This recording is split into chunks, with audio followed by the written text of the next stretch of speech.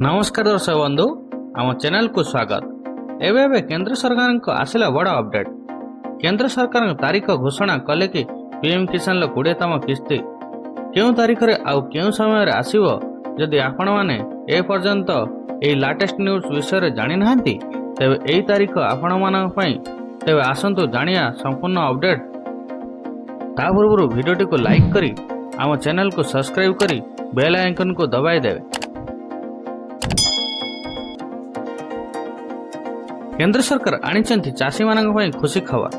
केंद्र सरकार चाषी मानक पई घोषणा करिसंती जुलाई मास मध्य पीएम किसान योजनार 20तम किस्ती केबे देबे बोली केंद्र सरकार घोषणा करथिले।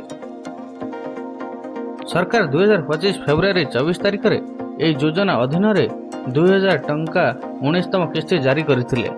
कृषक मानक पई आर्थिक समृद्धि एवं प्रगति प्रदान करिया पई प्रधानमंत्री किसान सम्मान निधि योजना आरंभ करा जायतिला। एई योजना अधीन रे प्रति 4 मासरे 2000 टंकार किस्ती जारी करुछंती।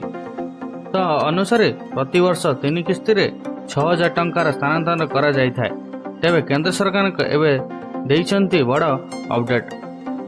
किंतु जुलाई मास शेष सप्ताह बा अगस्त मास प्रथम सप्ताह ओ आपण मानक अकाउंट को पीएम किसान रो 20तम किस्ती आसीजिवो। आउ यह अपराह्न समय आसियो बोली सरकार पक्षर घोषणा करा जायछि।